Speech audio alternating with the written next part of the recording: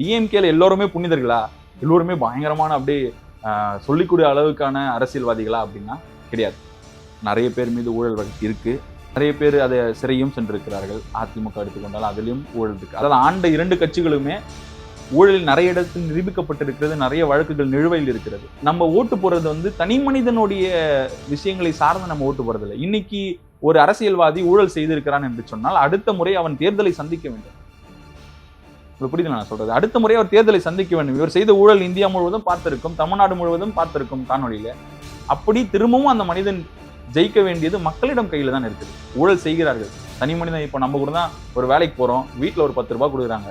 நான் இதை நியாயப்படுத்த விரும்பல, புரியுதுங்களா? நான் நியாயப்படுத்தல. ஊழல்ன்றது முழுக்க முழுக்க குற்றம். அரசியல்வாதிகளுடைய தனிப்பட்ட அற்பமான ஆசைகளால் தான் இந்த ஊழல் நிறைவேறுது.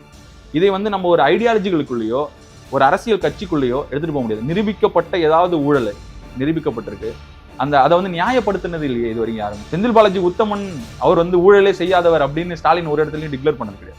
ஜெயலலிதா அம்மா எடுத்துங்க, இந்தியாவிலேயே ஒரே ஒருத்தவங்க மட்டும் தான் ஊழலால் இதுவரையும் தண்டிக்கப்பட்ட ஒரு முதலமைச்சர். அவங்க பண்ண ஊழலை நான் நியாயப்படுத்த விரும்பல, மீண்டும் சொல்றேன்ல, அது முழுக்க முழுக்க தவறு. அந்த ஊழல்னால மக்களுக்கு பாதிப்பு இல்லைன்னு நீங்க சொல்ல வரீங்களா?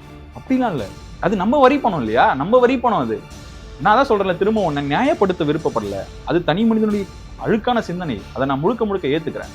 ஆனா அவர்களை வந்து திரும்பவும் மக்கள் ஆட்சி அமர்த்தணும் அப்படின்னா அது மக்களால் ஓட்டு போட்டால் மட்டும்தான் முடியும். மக்கள் அங்க சிந்திக்க வேண்டும்.